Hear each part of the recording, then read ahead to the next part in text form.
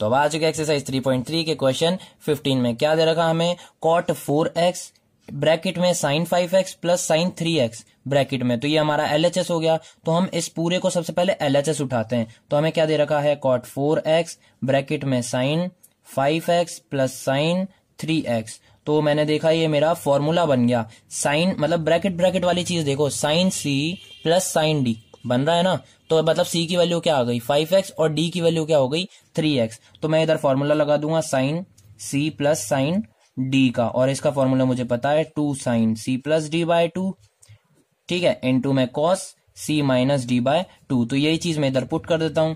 cot 4x का cot 4x यहीं का यहीं रहने दो, यहाँ पे क्या आ जाएगा इनटू में 2 sin का sin, c की वैल्यू 5x प्लस d की वैल्यू 3x अपॉन में 2 इनटू में cos c माइनस d मतलब 5x माइनस का 3x अपॉन में 2। तो यहाँ पे क्या है cot 4x, तो ये तो यहीं रहेगा। अब इनको सॉल्व करो, 2 sin, अब 2 sin तो अब देखो सबको प्रैक्टिस हो जानी चाहिए अभी तक तो, क्योंकि बहुत सारे क्वेश्चन हमने फॉर्मूले पे कर लिए।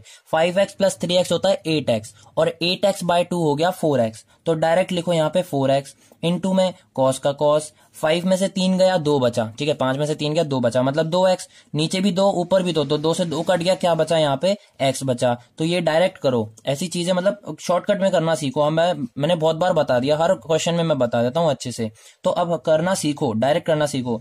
तो अब यहाँ पे cot 4x है, मेरे को cot का फॉर्मूला पता है कि हम cot को लिख सकते हैं cos बाय sin, ठीक है, और cot जो भी यहाँ पे थीटा हो या फिर थीटा की जगह पे x हो तो वो यहाँ पे भी अपॉन में आ जाता है। अगर x होगा तो ऊपर भी x नीचे भी x, यहाँ पे क्या है 4x, तो मतलब cos 4x अपॉन में sin 4x, ठीक है, इनटू में 2 sin 4x इनटू में cos x। तो यहाँ से मैंने देखा sin 4x से sin 4x कट गया, तो यहाँ पे बचा क्या, हमने देखा ये तो कट गया, तो यहाँ पे बचा एक तो 2, तो 2 लिख दिया, cos 4x तो cos 4x लिख दिया, और इनटू में cos x तो cos x लिख दिया। अब मैंने इसको मान लिया इक्वेशन 1, क्योंकि मैंने देखा अब इसके आगे मैं कुछ नहीं कर सकता।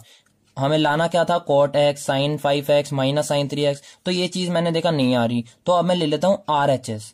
तो मैंने यहीं पे ले लिया RHS, ठीक है। अब RHS को सॉल्व करते हैं। ये बहुत पहला क्वेश्चन है, मतलब अभी तक जितने भी क्वेश्चन करे हमने उनमें से सबसे पहला क्वेश्चन है जिसमें हम LHS भी सॉल्व कर रहे हैं और RHS भी सॉल्व कर रहे हैं। तो RHS हमें दे क्या रखा है, cot x ब्रैकेट में sin 5x माइनस का sin 3x, ठीक है, तो ये लिख दिया हमने। अब देखो यहाँ पे भी फॉर्मूला लग रहा है sin d, मतलब इसको तो देखो sin 5x minus sin 3x है, इधर क्या था बीच में प्लस था, इधर क्या है माइनस है, तो यहाँ पे हमने sin c plus sin d का फॉर्मूला लगाया था, यहाँ पे लगा लेंगे sin c minus sin d का फॉर्मूला, ठीक है ना। तो सबसे पहले मैंने cot को cot ही लिखा, cot x sin c minus sin d का फॉर्मूला, तो मैं यहाँ पे बता देता हूँ अलग से। तो यहाँ पे है formula sin c minus sin d का फॉर्मूला होता है 2 cos c plus d by 2 into में sin c minus d by 2। तो ये चीज मैंने इधर पुट कर दी, cot x का cot x लिखा ही हुआ है। तो यहाँ पे ब्रैकेट में क्या आ जाएगा, देखो मैं यही सॉल्व कर लेता हूँ क्योंकि यहाँ पे जगह कम है, तो यहाँ पे ढंग से समझाऊंगा। तो यहाँ पे हमें दे क्या रखा है sin 5x माइनस का sin 3x, तो हम इसको फॉर्मूले में पुट करेंगे तो क्या आ जाएगा 2 cos का cos c प्लस d मतलब 5x plus 3x by 2 into में साइन का साइन 5x माइनस का 3x अपॉन में 2, ठीक है, समझ में आ रही बात, c माइनस d बाय 2। तो यहाँ पे क्या हो गया 2 cos, ये हो गया 5 प्लस 3 8x, 8x बाय 2 हो गया 4x, तो डायरेक्ट लिख दिया हमने। इनटू में साइन का साइन, 5x में से 3x गया, क्या बचा 2x, ठीक है, 5x में से 3x गया तो 2x बचा, 2x अपॉन 2 मतलब 2 से 2 कट गया तो क्या बचा x। तो हम यहाँ पे यह लिख देंगे 2 cos 4x इनटू में साइन x, ठीक है, यहां तक तो सबको समझ में आ गया होगा। फॉर्मूला ही पुट करना था, ज्यादा कुछ नहीं करा हमने। साइन सी माइनस साइन डी का मुझे फॉर्मूला पता है, फॉर्मूला किसके बराबर होता है 2 cos c plus D by 2 into में sine c minus D by 2। तो c पता है, d पता है, अपॉन में डालो, खत्म करो काम।